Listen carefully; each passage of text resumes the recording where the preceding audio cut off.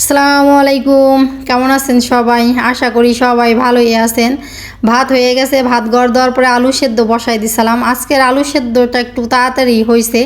তাড়াতাড়ি হওয়ার কারণ হলো আলুটা একটু আমি চিকন চিকন করে কাইটে দিছি, এই জন্য তাড়াতাড়ি আলুটা সেদ্ধ হয়ে গেছে। আলু সেদ্ধ হয়ে গেছে, আলু নামাই নিছি। এখন ভর্তার জন্য পেঁয়াজ মরিচ ভাইজে নিব।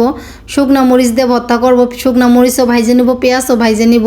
আর একটা জিনিস হয়েছে কি, 2 দিন আগে আমাদের তেল শেষ হয়ে গেছে, তা বাজারে যেয়ে মনে পড়ছে পরে একটা চকলেটের বয়ম কিনে ওই বয়মে করে 2 কেজি তেল আনা হয়েছে। সেই বয়মটা আনার পরে বাড়িতে যে ব্যবহার করি সবসময় বোতল তেলের, সেই বোতলে আর আমার ঢালা হয় নাই, ওইভাবেই আমি ব্যবহার করতেছি। দেখা যায় কি অনেক সময় বেশি তেলও কড়াইতে পড়ে যায়, পরে আবার একটা বাটিতে ঢালি, এইভাবে ব্যবহার করতেছি। আমি ঢালতাম মনে কাপটা দিয়ে ঢালবো, সেই কাপটা পাইতেছি না, এই জন্য আমার ঢালা হয় নাই। তা মা আজকে বলতেছে যেইভাবে আনছি সেইভাবে কি খাইতেছিস নি, বোতলে কি ঢালা যায় নাই? পরে মা আজকে আবার ঢাইলে দিল ওরকম তেল ব্যবহার করা দেখা। তো এদিকে হচ্ছে পেঁয়াজ ভাইজে নিতেছি, ভর্তার জন্য পেঁয়াজ ভাজা প্রায় হয়ে গেছে। শুকনা মরিচও ভাইজে নিব, পেঁয়াজটা এখন নামাই নিব। শুকনা মরিচ আজকে হচ্ছে একটু কম ভাজবো, এই জন্যই কম ভাজবো। 2 দিন আগে শুকনা মরিচ ভাবছি ভাজা মরিচগুলো ফেলাই দেবো, বেশি মরিচ দেওয়া হয়ে গেছে, ভর্তায় অনেক ঝাল হয়েছে। এই জন্য আজকে একটু কমই মরিচ ভাজছি, যাতে ভর্তায় ঝালটা না কম হয়, বেশি যাতে না হয়। বেশি ঝাল হলে খাওয়া যায় না, গলা বুক জ্বলে। আরও শুকনো মরিচ তো খাইলে তো এমনি গ্যাস হয়। আর এদিকে আলুগুলো আমি সুন্দর করে ছুলে নিছি ভর্তার জন্য। আর একটু ভাজা কড়াইতে যে পেঁয়াজ মরিচ ভাজছি, যে তেল আছে সেই জায়গার থেকে একটু তেল দিয়ে দিব আমি। একটু তেল না দিলে ভর্তা কিন্তু স্বাদ লাগে না। যদি ভাজার পরে পেঁয়াজ মরিচ যেইভাবে উঠাই সেইভাবে যদি ভর্তা করি তাহলে কিন্তু একটু স্বাদ লাগবে না। এই জন্য আমি একটু তেল দিয়ে দিলাম। তেল দিয়ে এখন সুন্দর করে চটকাইতেছি। চটকানোর পরে এর ভিতরে আলু দিয়ে চটকাবো।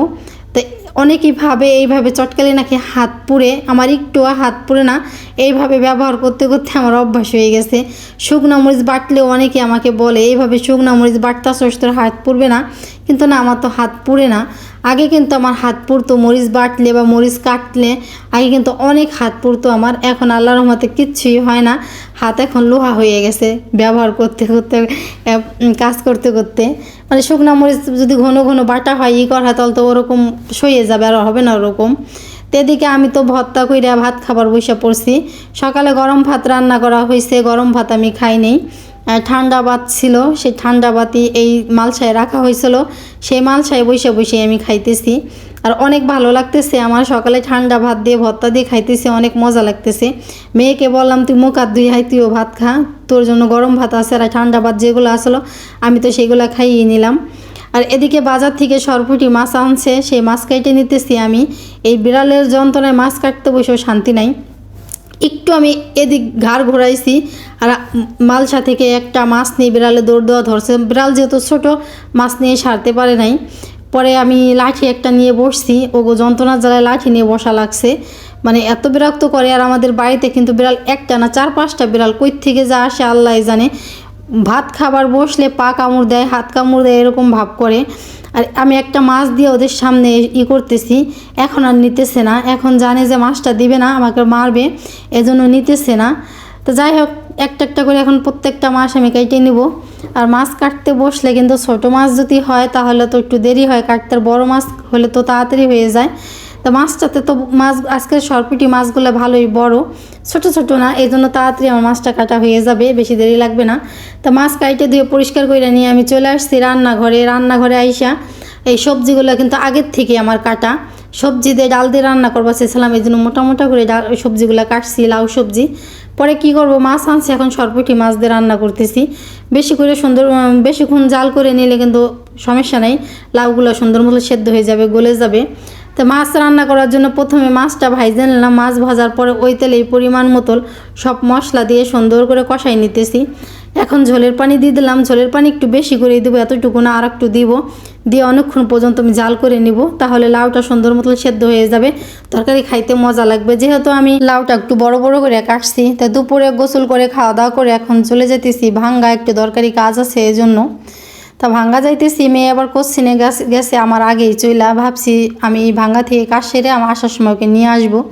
তো ভাঙা যাওয়ার জন্য রাস্তায় আসছি, আইসে দেখি এপাশ ওপাশ তাকাইতেছি, কোনো গাড়ি নেই। তাই সামনে আগাই যাইতেছি, আর গাড়ি থাকলেও আমি এই জায়গার থেকে উঠবো না। 1 মিনিটের রাস্তা আগাইলেই মনে করেন 10 টাকা ভাড়া, আর এইটুক 1 মিনিটের রাস্তার জন্য 20 টাকা ভাড়া নেয়। তা আমি তো সামনে আগায় এসে অটোতে উঠছি, ওখান থেকে চলে আসছি ভাঙ্গা ভাঙ্গা এসে এই যে দোকানে আমার কিছু কাজ আছে, এই জায়গার থেকে এই কাকার সাথে কিছু কথা বললাম। আসি দেখি কাকা বললো আমাকে একটু বসো, আমি ভিতরের থেকে আসি। তো সে তার কি দরকারি কাজের জন্য একটু ভিতরে গেছে, আমি তার দোকানে একা একাই বসে আছি। সে আসার পরে আমার কথাগুলো বলবো, আর একটা জিনিস নিয়ে আসছি আমি, সেইটা দেখাবো এদের। পরে সেই জন্য আমি এই জায়গায় বসে আসছি, বসে বসে কী করবো একটু ভিডিও করতেছি, সামনে সুন্দর একটা আয়না একটু ভিডিও করলাম।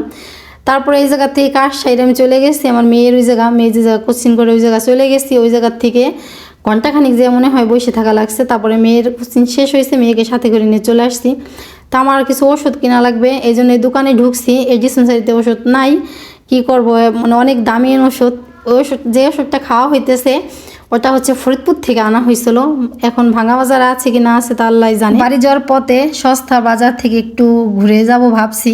এখন দেখি সন্ধ্যা হয়ে গেছে, তার সস্তা বাজারের ভিতরে ঢুকবো না।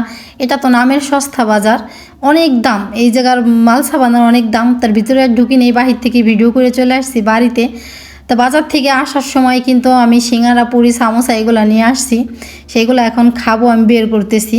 আর সিঙ্গারার সাইজ দেখে তো আমি অবাক হয়ে গেছি। সিঙ্গারাটা বেশি আমার কিনা হয় না, সামোসাই কিনা হয় বেশি, সামোসা পুরি মোগলা এগুলাই কিনা হয়।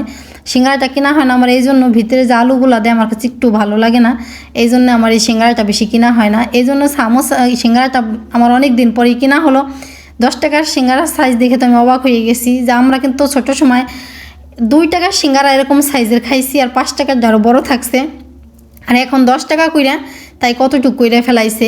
সব কিছুরই এত দাম বাড়ছে বলার মতন না। আর এই সসটা দিছে, সসটা তো আমার একটু পছন্দ না, একটু ভালো লাগে না আমার কাছে এই সসটা। এই জন্য ওদেরকে বললাম তোরা কি খাবি এই সসটা, বলে আমি ঝালবুড়া বলছে হ্যাঁ খাবো, এই জন্য ওদের জন্য এই ঝাল চিপড়ি জেনারে ফেলাই দিতাম। তারপরে আমি একটা সামোসা নিয়েছি, সামোসাগুলো অনেক মশমশা হইলো, কি শক্ত লাগছে আমার কাছে। তো সামোসা প্রথমে ওইটুক খাইয়া দাঁতে আমার কুলায় নাই, কি শক্ত। পরে ওইটুক আর খাই নিয়ে আমি রেখে দিছি। এদিকে আমার বোন আর আমার মেয়ে সামনে বসে, আমার মেয়ে তো আমার সামোসা আনার আগেই খাইছে, ও সামোসাটা অনেক পছন্দ করে। তাই আমি যে বলতেছি এখানে সামোসা কম কেন, মাহিয়া মনে হয় খাইছিস, হ্যাঁ আমি একটা খাইছি। আর এই তো তারপরে দেখি কি এই পাশে মুরগির শব্দ শোনা যাইতেছে, মনে হয় বেচিতে না খাটা শেষে যেন নিচে মুরগি নাকি আসছিলো। 2 দিন আগেই খোয়ার এসে কিন্তু আমি খোয়ার দিয়ে গেছি, তখন দেখছি হলো 3টা, শুনছি আগে একটা নিয়ে গেছে, 3টা আমরা এসে পাইছি। আর আজকে এসে দেখতেছি একটা জানি না কি দেখি হয়েছে, একটা কি জন্য। আগে যেহেতু 4টা ছিল, 4টার থেকে আমরা 3টা দেখছি, 3টার থেকে আজকে একটা দেখতেছি। যাদের মুরগি তারাই কি খাইছে নাকি না কি করছে, নাকি খাটাস চলে নিচ্ছে তা আল্লাহ জানে। তো একটা দেখে এখন খড়টা দিয়ে চলে যেতেছি। আজকের ভিডিওটা আমার এই পর্যন্তই। কেমন হলো আমার ভিডিও অবশ্যই কমেন্টে জানাবেন। ভালো লাগলে লাইক কমেন্ট শেয়ার সাবস্ক্রাইব করতে ভুলবেন না। সবাই ভালো থাকবেন, সুস্থ থাকবেন। আল্লাহ হাফেজ, আসসালামু আলাইকুম।